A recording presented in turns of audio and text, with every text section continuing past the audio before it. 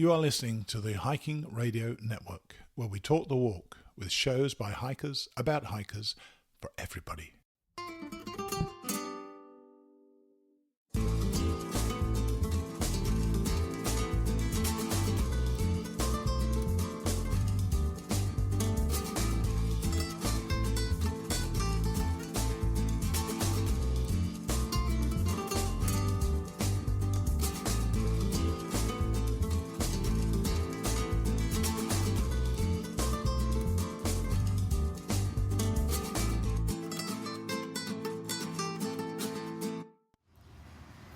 Hi, welcome back to the show. As you probably heard, I'm back on the Camino, so I've dragged the music off the shelf and used it again. I'm really not sure how well this is going to work out. I remember the audio nightmare I had last year on the Southwest Coast Path, but I'm going to give it my best shot. The good news is that the recordings of both Dave and of Beth are excellent, so the show will continue to follow them while I'm away. And I'm actually recording this by a river. It's the quietest place I could find in Zubiri after my second day on the trail. I'm looking around, there's people cycling past with their kids on bikes. There's a dog who barks every now and then, and the river is running under this beautiful 13th century bridge. Actually, I made up the 13th century bit, but it's definitely old. And you're going to probably hear the water in the background, plus the occasional dog, as I say. But let's not perfection be the enemy of the good. But we're going to start today with the getting to the Camino part of the show. Then we're going to hear from Dave, then my first day, then Beth. So here's what happened after I set off from Orlando. I'm going to start with actually my flight out of Orlando, which was fine. I took an Uber to Orlando, which really helped, and you hardly believe this. I got my flight, got there the next morning, didn't sleep at all well. It was a bit of a disaster, frankly, but that's what international travel economy is, I suppose. Unfortunately, my bag didn't follow me. So annoying. So I'm waiting for everything to come off. I got through passport control, no problem at all. Very fast system, very efficient system in the UK right now. So I'm waiting by the circuit, what's it called? I don't know, where they deliver all the bags. And mine just wasn't turning up. People were coming and going, getting their bags. It just wasn't happening for me. So I had to go and report that my bag doesn't appear to be there, in the hope that they've taken it off somewhere else. And they give my name and my flight number. And he said, "Is that a purple duffel bag?" I said, "Yes." He said, "It's in Orlando." So I said, "What's he doing there?" Oh, I mean, it was just ridiculous. And to be honest, it's not his fault, obviously. It just didn't get there. I'm so pissed off. But, I then going to stay with my brother, and I'd intended to take the bag there because I wanted to leave some stuff behind that I'd brought over from America with me. I didn't want to take on the Camino, and I started thinking I'd have to take even more weight on the Camino. But I had a lovely time with my brother. We hung out together. We then went to see his daughter, Laura, and her husband, Derek, and the two kids, Sophie and Josh. And Sophie's the one who made me a lovely bracelet, which I'm wearing on this Camino.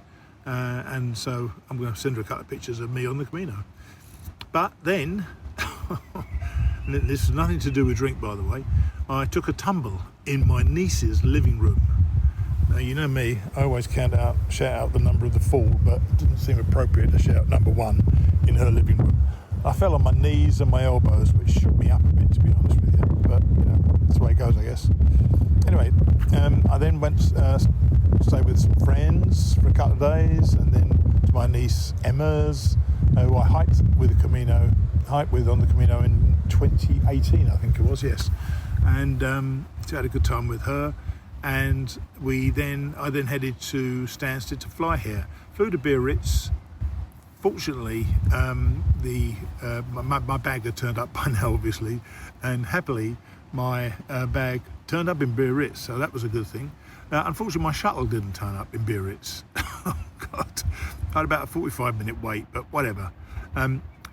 The drive was was also about 45 minutes, maybe an hour. and I got to St John, and I'd booked a gîte.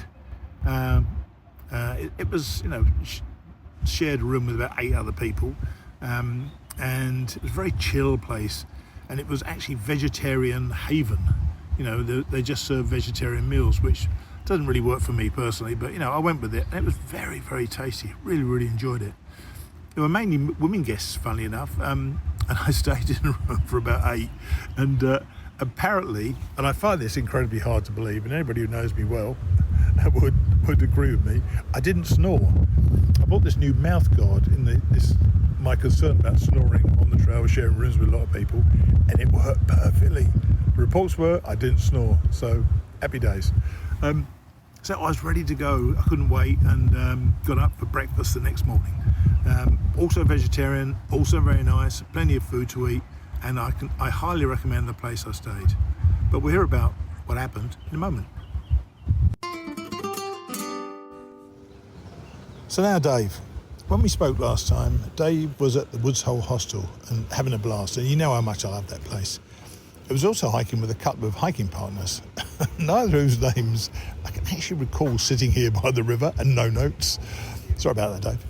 Anyway, somewhat coincidentally, he happens this week to be talking from another of my favourite hostels, the Quarterway Inn.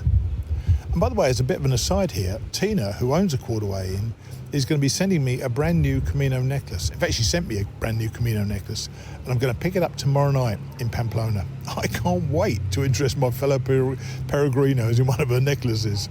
You know how much I love them, so I'm going to be an unpaid salesman out in Spain for the next month. Anyway, I digress. Back to Dave as he gives us his latest update. Here he is. Hey Dave, how are you? Doing fine, Mighty Blue. Good afternoon. And you, I've had you've had some dramas the last few days. One of which is you lost your team. So how are you feeling right now? I'm flying solo. A little down. I mean, that's it's you come on the trail expecting to start, to be alone or whatever, and you might meet people and all that. But Ahoy and I have been hiking together since miles 60 something, Yes, so yeah. way before the the Georgia North Carolina border. So, and then we picked up Sad Soup. We were hiking with Sad Soup in the Smokies, not as a full like part of our group, but he was around the whole time. So at Sure. least since the Smokies, and then as fully part of the group for well over 300-400 miles. So, and we lost them both yesterday. So that's it's a bit of a readjustment. All of a sudden, you're kind of Yes. like back after really what amounts to the bulk of my time on the trail as a group. I'm back to like, okay, I'm back on my own now. So Yes, it's kind of strange. It's good in other ways, in some ways, and not so good. It's good in some ways and not so good in other ways. You can literally now set your own agenda for a while, can't you? well, you certainly can, and I mean, there the I think what's been going on also is that, and this has nothing to do with why we're not hiking right together right now, is that the agenda has been fairly, I won't say mine, but in my lead, right? And Right. so I haven't felt that much, that I've had to give away that much or hike someone else's hike that much, Mm. um, along the way. Um, so in that regard, being on my own, I don't feel like it's a newfound freedom to take the days differently, so to speak. I mean, but Interesting. it was different yesterday and today, and Yeah, I bet. as it will be until something else happens. Yeah. Well, let's go back a few days. Last time we spoke, you were at Woods Hole, and then you zeroed the next day at Woods Hole, and I think you were waiting for some shoes to arrive. Did they turn up at Woods Hole? They did. So my existing pair of shoes had reached the end of their cushion lifespan. They were still pretty good as far as look at the tread and the uppers. They weren't destroyed, but my feet were saying, no more walking barefoot on the rocks. Yeah. um, at least that's what it felt like. So the new shoes did arrive. So you know, I've been fine with those. So you came to and went straight through Petersburg, which is probably a good choice, and and you headed up to the various shelters.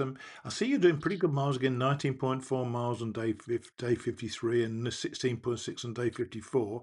How's your body coping with all this?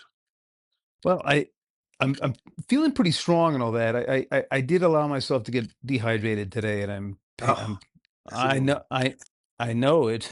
You know these things, you know you're Yeah, supposed to stay on top of it, and yet I didn't. And so, as soon as I arrived in Daleville, I came out of the trail and it was a BP gas station right there, and I walked straight in and bought a 32-ounce bottle of Gatorade and drank that in about 2 minutes. And yeah, that's just fair. the start. Now I got to continue on with the hydration effort because Yeah. and so I was dragging the last 4, 5, 6 miles, felt like 60. Oh dear, that's tough. Because Yeah. I know you've been through that area, which starts with the with the with Dragon's Tooth and stuff. We're going to talk about Yeah. that in a minute, actually, because Yep. Yep. one I want to draw attention to something you said in one of your messages to me. You said, "Whoever said that Virginia was flat is an absolute liar." And anybody who thinks that Virginia is easier than any prior state is deluded. So talk me through Virginia for you so far. Well, it's funny because, shortly after entering Virginia, especially Southern Virginia, I love Southern Virginia. The initial parts where you keep dropping down into these pastures and meadows and Yes, green yes, fields, and there's so much beauty to that, and there still is, and you're still running into that. But any idea that somehow, oh, Virginia levels out, you can do excess miles no, is incorrect. yeah, What I can say from experience, X hundred, almost 300 miles north into Virginia now, is that you can knock out 2 or 3 miles a day, probably more, for the same amount of elevation gained and lost. However, Virginia does a good job of sticking large chunks of elevation in short distances. it Right. certainly does, doesn't it? Yeah, it's funny Yeah. actually how people think is. I don't think Virginia's easy, and people talk about the Virginia blues. I think it's because it goes on for so long, and you're only. I think you're 300 miles into Virginia. Yeah, you still got about another 200 to go, haven't you? So you got Yeah, still plenty to go. yeah, you got Exactly. plenty to do. Um, Yeah. and you said you set up camp. And you saw two separate Amish buggies go by, and Yes. you're a bit further north than I would have. They're a bit further south than normal, aren't they? I thought they're a bit further north than that. Yeah, I had no idea to expect them. We were set up on camp near a road, and I could see him plain as day. The first one went by your kind of standard Amish covered Yeah, buggy, yeah, yeah. and out the back door was open. There was an Amish lady in the back. You could see her plainly. I got the picture. Um, and then an hour later, an open type carriage, or a buggy of some kind, with a younger man and woman. Looked like they were on a date to me, but How nice! How nice! It's a nice little vignette to see on the trail. And Oh yeah, you absolutely. passed the Kefir Oak apparently, which Yes. always forget. Always forget about that until people say they've seen it. It's quite impressive, isn't it? Yeah, exactly. And it was literally a couple of 100 yards after where we had stayed and saw the Amish buggies. We passed through where the oak was. In fact, a couple of hikers had camped right underneath it, they told me. And that's one of those beautiful fields that we talk about, right? I mean, it's a cow pasture. I mean, it's not a flat field, it's rolling hills of fields, Yeah, but yeah. it's cow pasture. And so I saw quite a few cows in that area as well. And it's Do they bug you at all? no, in I fact, think cows, go ahead. cows were on my Southwest Coast Path hike last year, and quite a Huh. few of them seem to be quite aggressive. Are they quite? Oh. My memory of cows on the Appalachian Trail, they were quite docile. Yes, absolutely docile. In fact, even today I ran across a calf in the middle of the trail in a narrow part of the trail where not a whole lot of space around either side, and a Mhm. mama and the mama to the right side of the trail, maybe 10 feet off the trail, and I kind of get up to the calf and I'm staring at it. I'm like, hey, calf, get out of the way. He doesn't even look at me. I clap my poles a couple times. He doesn't even look at me. Mama doesn't look at me, and he's just eating away. I know he knows I'm there and I can't get past him. I can, but I don't want to literally squeeze past this Yeah, baby yeah. cow. So as I get closer, he kind of looks at me, and I get about 5 feet from him, and he finally kind of just casually turns and starts walking up the trail. So now I'm following this calf up the trail, uh, and then he ducks off, 10 feet later, off the trail, and it just didn't care. The mama didn't care. There was another cow to the left. It might have been that one might have been his mama. I don't know. And man, they're nonplussed. Yeah. They couldn't care less. Yeah, yeah. And Yeah. you've said in your notes that Ahoy was dragging at this stage, and you were waiting for a while, and she never sort of made it there. On that, was this something? Is this why she got off? Because the injury? Yeah, she's not injured. It's she's been suffering from a respiratory Yes, sorry. issue, thing for several weeks, since Damascus, I believe. It was worse initially, got a little bit better, got better, but she's never quite been able to get into her kind of full strength movement hiking. And she knew I had this target for this coming up week, and just said, "Look, I can't do the miles. I don't want to do the miles." Sure. Um, and we were going to be separating come Wednesday anyway, and Mm, so came a little earlier than I expected, but not wholly unanticipated. mm. It's just because she was dragging, she decided she'd slow the roll in. There's that brewery. I can't remember what it's called, but people are, you're allowed to hike in and camp and tent in its yard, and they have food The trucks. Devil's Backbone. Something like that. Yeah. Um, anyway, they were gonna go there. No, it was Soulless something. There's another one, Oh, Devil's Backbone is coming all out. right. This is anyway, either way, they were gonna do something like that, and a bunch of other hikers kept talking about it the previous day. "Oh, everybody's going to the brewery Thursday night, brewery," and I'm like, Nice. but for me to go to the brewery instead of doing the 18 and a half I did yesterday, I would have done 11, 12, and I'm on a bit of a schedule, and so Yeah. it was just time, and so she's gonna casually make her way here to Daleville, take a 0 here, so she's gonna be about 2 days behind Right, at and that then point. you go away to Montana anyway, don't you, as well? So, That that's correct. there's chances to catch up with people and lose people, and it's gonna happen all the time, and you describe coming across, some beautiful aroma of food cooking on a barbecue, which is always Ah, welcomed yes. on the drive. There was a guy there's a guy doing trail magic with an old hibachi style grill like as you say, used in Yeah. the '70s. That must be Yeah, nice. if it was absolutely fantastic 'cause you wandering through the day, and I swear how many times I've dreamed about just the smell of barbecued hot dog or hamburger, cooking on a grill like that. That's my favorite arrival trail. It hasn't trail magic, and it hasn't happened. I keep going, God, of all the things, I'd rather instead of seeing a stack of honey buns, somebody Yeah. Yeah, cook me a yeah, hamburger. yeah. And so I don't know. I can't see that I'm reaching this trailhead, and I can't see what's going on, but I smell it. I'm like, that's a grill cooking, and I'm thinking, okay, it's either some day hikers or some campers, cooking their lunch, or trail magic. And so I get down there, and sure enough, it was. And I mentioned in my notes a hibachi style grill. For your older listeners, they'll remember from that time frame, the particular style of grill. My parents had it, and that's what we cooked and we did picnics and car camping and whatever barbecue. Whenever we traveled and barbecued, that's what they used, and it was just kind of a fantastic little bit of throwback along with a great Yeah. burger. What are you Nice. gonna, Right, it's you real know? nice. And Yeah. you and it was and this was a special place for me, by the way, the Audie Murphy Memorial. I used to watch my dad and I used to watch Audie Murphy movies on a Sunday afternoon. We loved Audie; he was great. And so coming across that Audie Murphy memorial was a wonderful thing, and you can look at it and respect it and so on. But you said there was a couple of youngsters being a bit disrespectful. So what was that? Yeah. What's going on? Well, I mean, your respect and your desire for respect for Audie Murphy is absolutely well deserved. I'm familiar with him as well. I'm familiar with his story and the movie The Hell and Back also, which he stars in about himself. Yeah. But for your listening audience, if they don't know who Audie Murphy is, you should look him up. He's the most decorated World War II soldier, Yes. U.S. World Amazing. War II Amazing. soldiers, amazing. Amazing. And he died in a plane crash near where the memorial was. And so Yeah. I saw the little turnoff sign went up the hill. It's two young guys. They were just they were just, it's not so much they were being disrespectful, is that they were showing zero respect or zero um time to, they hear there's nothing to see there. They kind of Oh. walked up there, they went past it. They looked over the side of the hill to see if there was a view, and they were kind of bouncing, talking to each other, but none of them really stopped. I mean, there's flags, there's people have left so much material there. And I looked at them, I say, "Hey, guys, there's nothing else to see here but this memorial. You should stop and read the plaque." And they both gave me like, "What do you want, old man? Look, but I felt the need, I try not to poke at people for whatever, but I said, if you walked up here, look at the memorial, Yeah. give the man a few moments of respect, Yeah, and so he was quite something. Now, and that's on the from my memory. That's on the walk up eventually towards Dragon's Tooth, isn't it? And that's correct. you bumped into a bunch of other people. Did you actually climb the tooth? Yes. Um, Not easy, is it? yes. It's not easy to climb up it, No. is Well, it?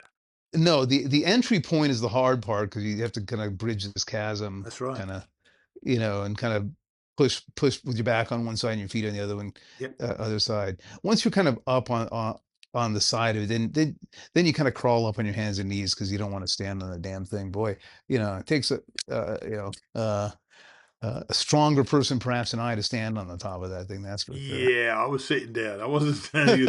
I wasn't standing tall. But as you say, it was the difficult, as you say, the complexity and the technicality of the climb down. There's virtually nowhere to put your feet that's comfortable, is No, no, no. It's a combination of a lack of a comfortable stride, stone after stone, but also these kind of side cliff face things. I mean, it's an exaggeration, right? Sure, But when you come, these sort of staggered rock faces where you've got ledges down to the next ledge, down to the next ledge, and it's just a lot sure. of that. Yeah, And you're really kind of hanging on. And if you're a day hiker, it's one thing. If you got 30 plus pounds in your back, threatening to take you over the yeah, take you over right. the top, Yeah. it's something that you really got to be cautious about. So, And so you did Dragon Suit. You came down, which I say was one of the toughest parts of it. Then you go, oh yeah, you obviously missed out on Four Pines, went and carried on up to Catawba Shelter. So correct. when did you hit McAvee? Was that today? Yes, this morning. So, I left Catawba Shelter alone. So this is the start of my um, alone time. Sure. I Yeah. had most of yesterday afternoon, then this morning. Right. Left about 7:30 this morning. So I was up on 8:30 ish. You Right. know, 8:15 up on McPhee, and there was nobody there. And I'm like, You okay, should have gone to daybreak. Come well, on. I was planning on it. I'm not planning. I thought about it. Um, but I got in a little bit late yesterday. It was another long day, 18 and a Right. half yesterday, and Yeah. I Yeah. just, and it rained overnight too. So it was raining at daybreak, and I'm like, you know. B- anyway, I didn't go. I hear you, but it was spectacular because by the time I got up there, the clouds had mostly dissipated, but there was enough that when you photograph it, it gives it atmosphere, right? The Yes. broken You're cloud bit. you're going to be pleased with it. Yeah, I'm sure you've already seen it. You will be pleased with that picture forever now because it's a really Yeah. it is a really nice one and well worth it. And then one of my favourites is Tinker Cliffs. Do you Yes. recall that? Yeah, oh, yeah, yeah. Uh, real quick, back to McAfee. I got there, there was nobody there, and it was kind of fantastic. They're alone. I was there alone for about 15 minutes. Going, okay, great. I'll take some cool pictures, but nobody's, can't take a picture of myself very well. Even with the timer on your phone, That's you get right. 10 sec. That's You get right. 10 Yeah. seconds. How far can you run in 10 seconds after you put the Exactly. phone? So, and then a day hiker showed up, and he was really Nice. kind, and it took a bunch of pictures for me. And so I hiked on, got to Tinker Cliffs. Those are fast, fantastic, Yeah. much more sublime, right? Just a bunch of solid places to stand and Mm. get some beautiful views without themselves being the star of the show. They're just places to be and places to Yeah. Yeah. reflect and look around. So it was a great second half of the morning. And there's still a So heck of a long way to get to Daleville after that, and you must have yes, you've been. It's now 11:21 at night here, so it's 6:21 in the evening for you. So correct. you've had a pretty long day. You are you a bit down, or are you going to be seeing people tonight? Do you think? Nope. Well, I'm. There's nobody here. There's only one other person at the hostel. I don't know who it is. Right, right. And it's okay. I need a rest. It's a long. Yesterday was a You long gonna day. zero tomorrow? No, my timing is such that I've got to get to mile marker 809, Right. um, by Wednesday. It's Okay. not, it's not critical mileage. It's 16-ish Sure. a day, Sure. but I want to try to get out of the mountains by 2 p.m. on Wednesday, so I don't have a full day on Wednesday to divide, And the you're overall heading up. You're then heading mileage back in to four. Montana, aren't you?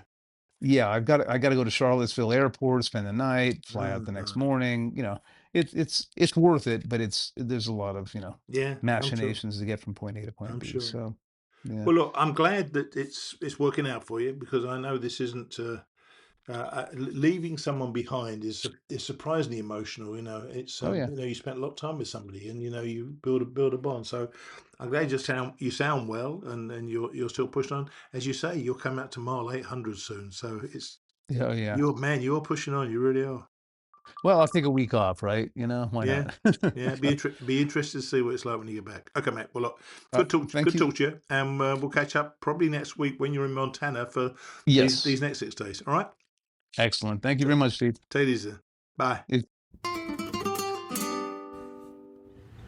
Now, I know I don't know Dave that well, but you could tell that he was feeling the separation. Meeting people on trail is just light years from meeting them in so-called real life. I know some people may not believe that, but all the senses and the emotions are heightened out there. Dave and his friends have been a unit, and that separation will have been intense. I mean, he's still out there living the dream, yet you could tell that he's going to have to make some adjustments. He's going to actually be off the trail for a family event soon, so he knew that the family would break up. It just happened earlier than he was expecting. And it probably hurts a bit. We'll see how he's doing next week. But now, it's my first day on the Camino. Here's how it went. Day 1, Saint-Jean-Pied-de-Port to Roncesvalles. And you know, the mileage seems to vary with each app, so I couldn't tell you how many miles it was. Some say it's 17.5 miles, some think it's 15.5 miles. It felt like 115 miles to me, because you know, this was the one that I was fearing. It may surprise many of you. You know, I've done about 6,000 miles, I guess, altogether on hiking, which has been great, and I've thoroughly enjoyed it. But I was fearing this one, and I told Dana a few days before I left. There was a horse, by the way. I told Dana while as I was leaving that this was one I was concerned whether I was actually going to be able to do it. And it goes straight through Saint-Jean. I'd had my breakfast, and the light is just coming up, and you can see other pilgrims on the road walking down through the village, and then you start climbing, and you don't stop for about 13.5 miles.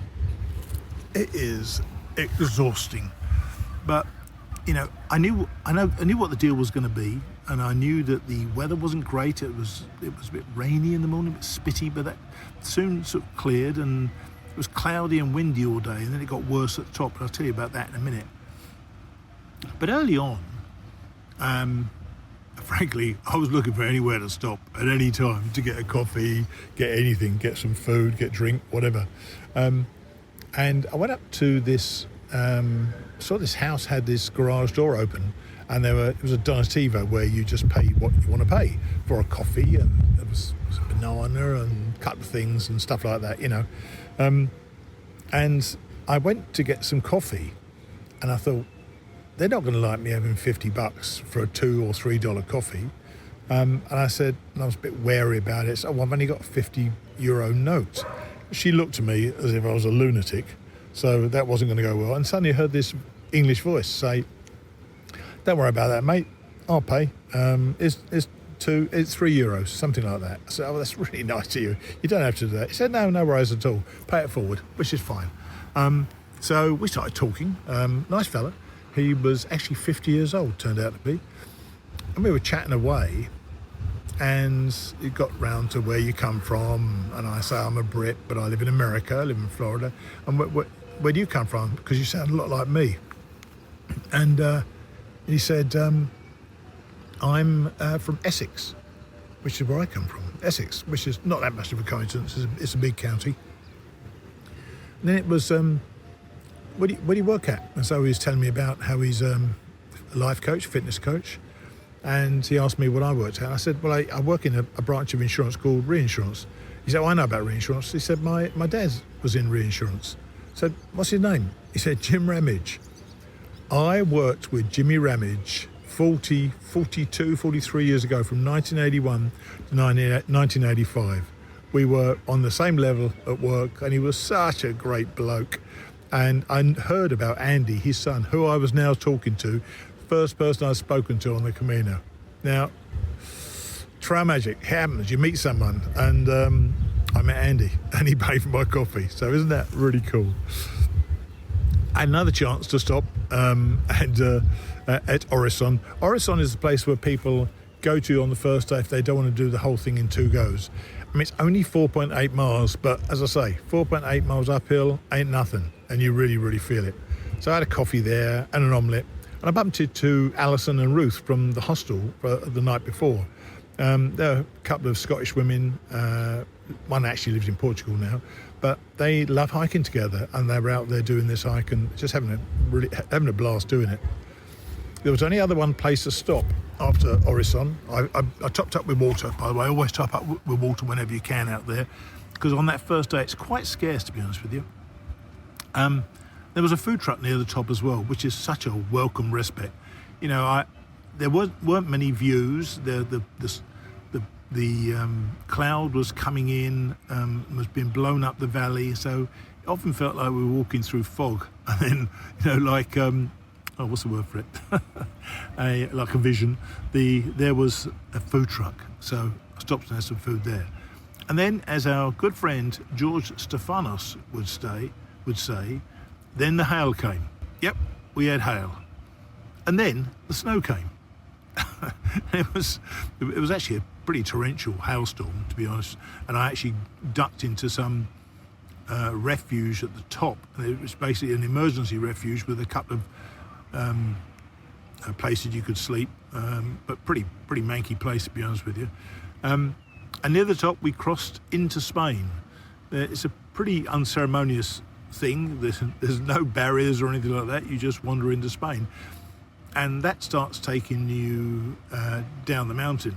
And we've been warned about going down the mountain and going straight down, so because apparently some of the dips are very, very steep and quite dangerous, and it had been raining that day, so I would always be nervous about something like that. I'm so glad I went to the right, as quite a few of us did, and took switchbacks all the way down the mountain. It still messed with my knees quite a bit as I went down, but, you know, I can't complain. It's such a it's a rite of passage, I think, to do this hike and do this first day. And anybody who's done it will tell you it's tough, but I made it. I got all the way down, and unbelievably, I made it. And I booked in at the Roncesvalles Auberge. And to give you some idea of the scale of it, it's some old monastery, I think. It's a beautiful old building. It's got a hotel there, but I was in the Auberge, and it has 250 beds. And that night, 240 of them were filled. Hard to believe, really. Check-in took about 45 minutes, and I just lay on my bed with every part of my body aching. I was moaning a bit as well, which was a bit embarrassing. And I know during that night I got cramp in a lot of different places. You know, it just beat me up the first day, but I loved it, really. And dinner was split between 3 restaurants. You got a ticket and you went to whichever restaurant they gave you. Wasn't too bad. And we're not here for the food anyway, but I am hoping to enjoy some along the way. And I'm trying to do this in a somewhat less bougie way, but it looks like it's started well.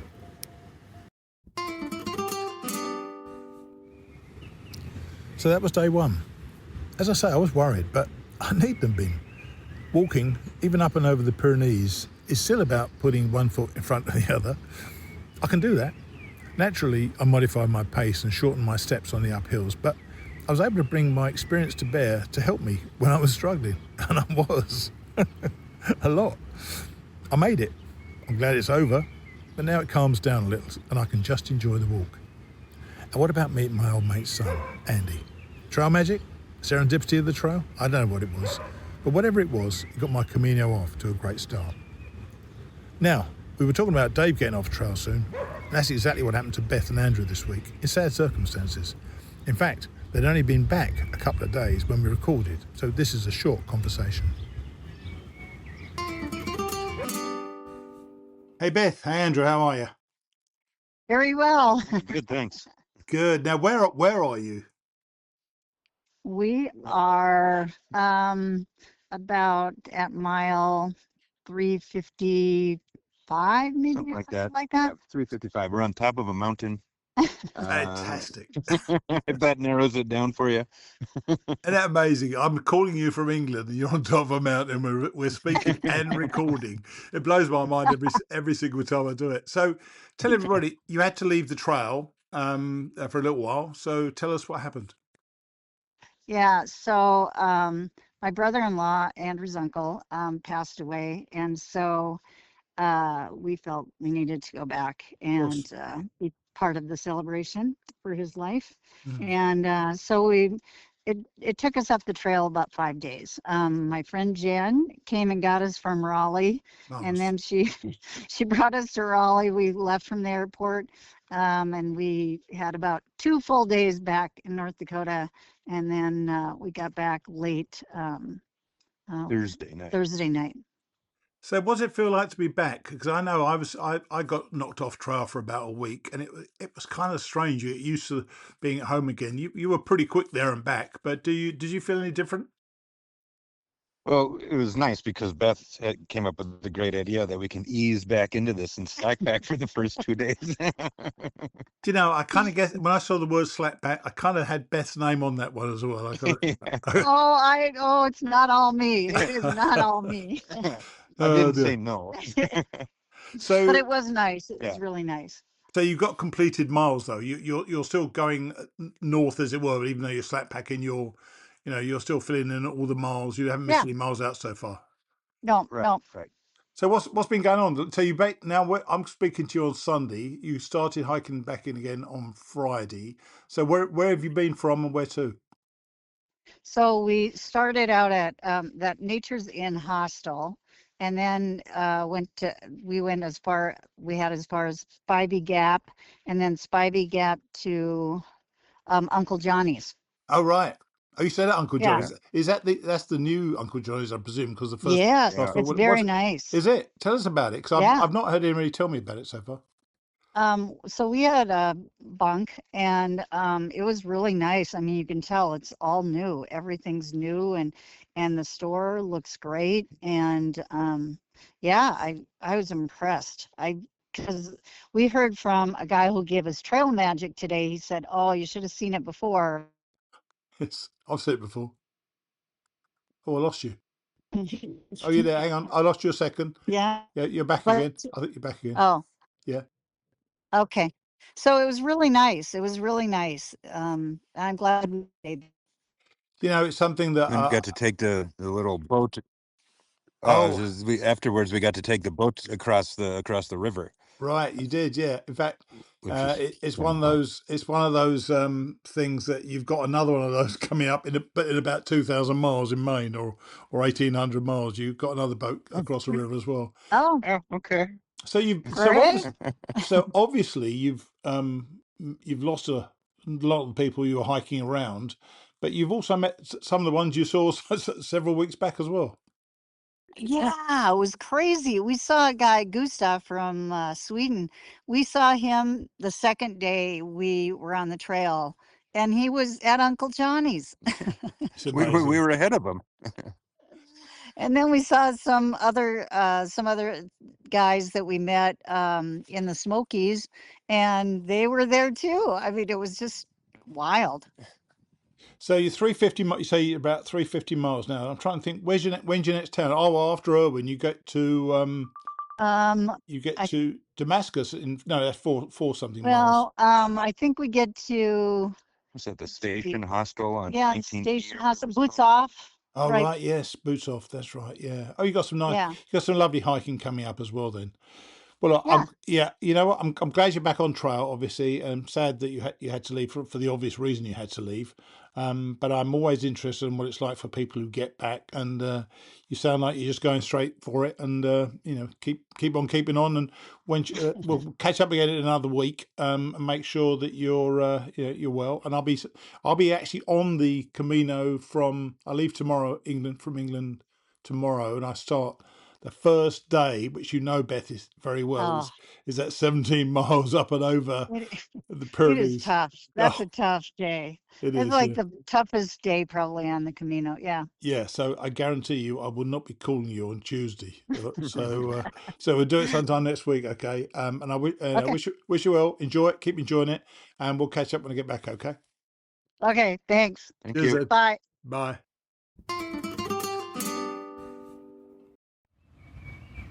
So Andrew and Beth are back on track, and sad that I have to go home, but for that reason. But life happens when you're out on trail, and I'm sure they'll get back into it pretty soon. And that's it for for the show this week. Next week is actually we're going to have a show out on Monday morning. This bloody dog in the background. just when I don't want it to speak. But yeah, we'll have a show next Monday, and as I always say, I'll see you next week.